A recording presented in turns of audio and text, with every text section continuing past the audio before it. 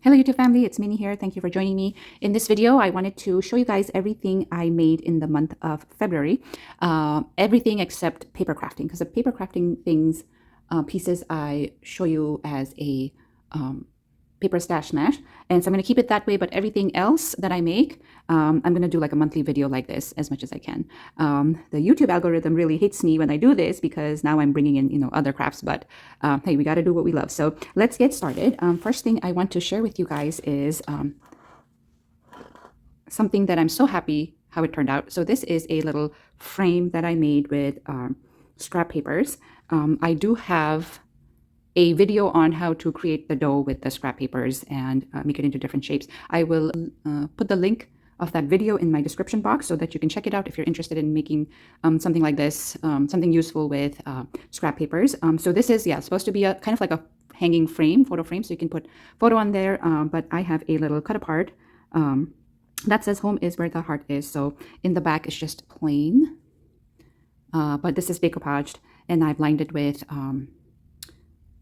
with gold paint and then used a little ribbon to hang it. And I'll insert a picture so that you can see what this looks like when it's hanging. So I'm very, very happy how this turned out. It looks glossy. It's not resin. It's triple thick.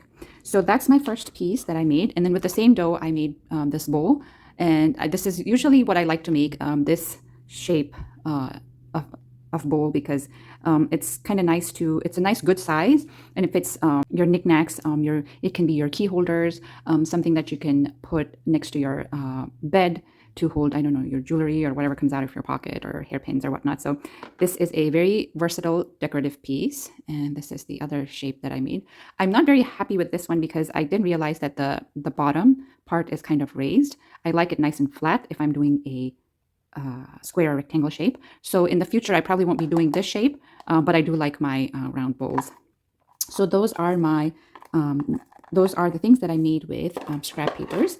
And then I'm going to bring my little crocheted stuff. So I have been into crocheting lately, if you can tell. I've made some like small projects. I've done these small projects, but they're useful around the house. So, and I'm using yak wool, 100% yak wool.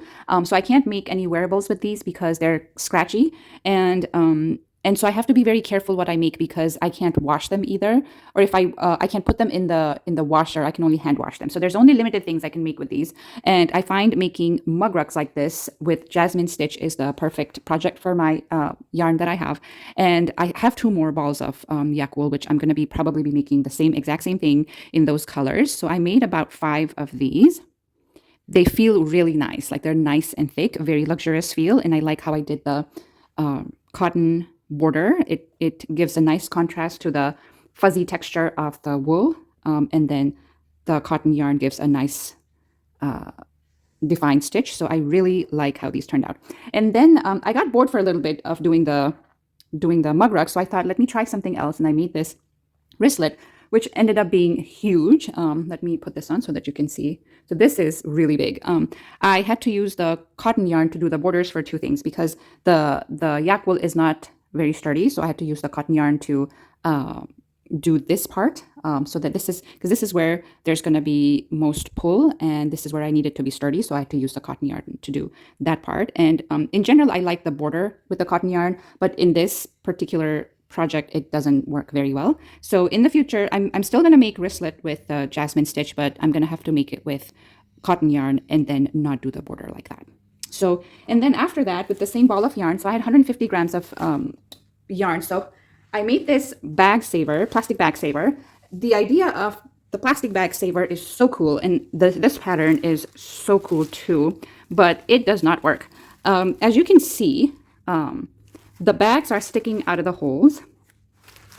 Okay, the bags are sticking out of the holes. So the idea is that, let me zoom out a little bit. So there's a hole on the top where you put the bags in, and then this is where you would hang your bag. And then in the bottom, there is a stretchy, basically just hair elastic that's kind of woven into. And then you pull so it's hanging like this, right? And then so you would pull the bag from the bottom. So you pull the bag from the bottom, and the whole idea is that everything should slide down once, there's room on the bottom. But it doesn't work like that because the bags on the top are stuck are sticking outside the holes. So then I have to like move this around to get the bags down. So I love the idea. I just wish this had worked better for me.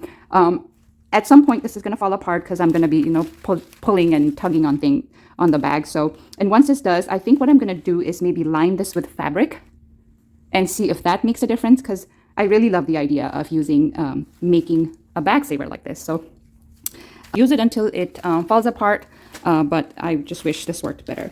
And then the last crochet thing I did was this chapstick holder. This was such a quick project that I couldn't believe it. My kids were playing in the playground and I just didn't have my tools to do what I was going to do on my different projects. So I thought, you know what, let me just make this. And I made this in half an hour. So very easy and quick make. There's lots of YouTube tutorials on how to make this.